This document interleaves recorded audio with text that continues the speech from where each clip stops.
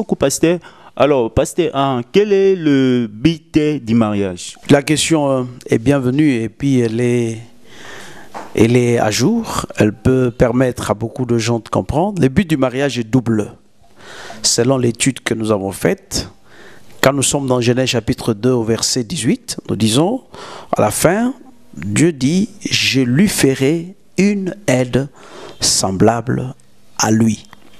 Donc, le Seigneur a créé la femme, selon ce verset, pour être une aide. Ça, c'est le premier but pour lequel Dieu a créé la femme à côté de l'homme. Eh bien, lorsque vous lisez le terme aide en hébreu, parce que la Bible n'est pas écrite en français d'abord, elle est écrite en hébreu et en grec, l'Ancien Testament en hébreu. Quand vous lisez la Bible en hébreu, là on a écrit une aide semblable, on veut parler de la similitude.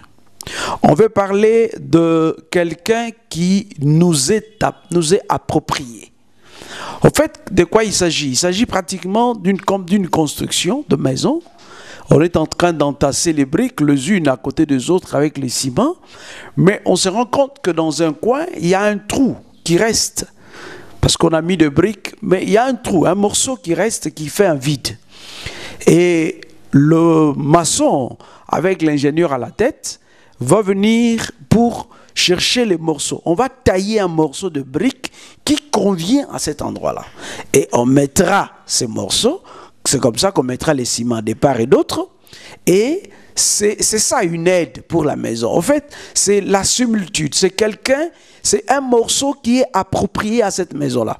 On ne pouvait pas venir avec une grosse brique, une brique complète pour la mettre parce qu'il n'y a pas la place. La place ne suffit que pour un morceau de brique.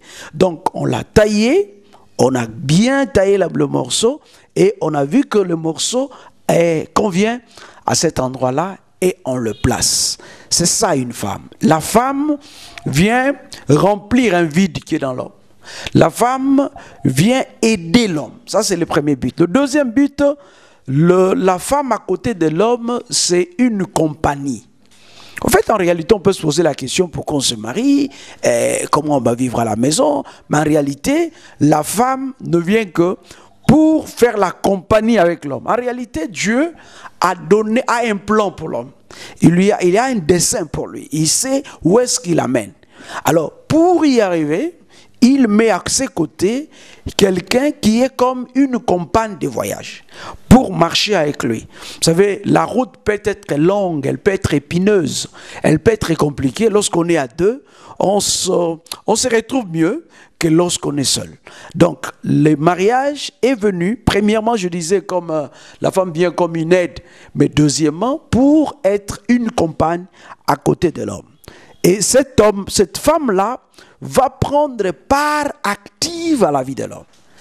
Elle va travailler avec cet homme, elle va collaborer avec lui pour l'aider à arriver au plan que Dieu a prévu pour lui sur la terre. Parce qu'en fait, en réalité, lorsque nous sommes sur terre, là, nous pouvons croire que nous sommes dans un hasard. La vie c'est comme un hasard. Nous nous réveillons le matin, nous dormons, et puis nous nous réveillons encore, et puis bon, voilà.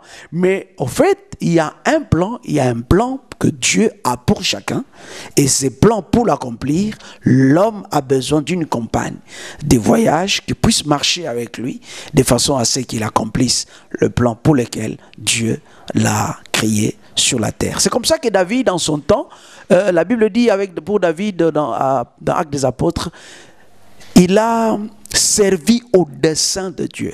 Donc, Dieu a un dessein pour chacun de nous et chacun doit servir au dessein de Dieu. Chacun doit prendre sa place. Ce n'est pas pour rien que quand vous lisez le livre d'Actes des Apôtres, il n'y a pas de conclusion. C'est un livre qui s'arrête comme en cascade. C'est pour dire que nous continuons à faire des expériences. Mais ces expériences-là que nous faisons, c'est pour accomplir le plan que Dieu a tracé pour nous. Mais ce plan ne s'accomplit que grâce à une compagne qui est à nos côtés. Voilà un peu, en gros, ce que peut être le double but du mariage que Dieu a institué dans sa parole. Vraiment, c'est merveilleux de suivre ces enseignements sur le mariage et nous sommes fortement bénis avec ces messages. Et nous vous encourageons vraiment à partager cette émission partout et de vous abonner à notre chaîne. Le Seigneur ne manquera pas de vous bénir. Et nous disons aussi merci au pasteur Gauthier Mangala d'avoir répondu à notre invitation. Que le Seigneur vous bénisse.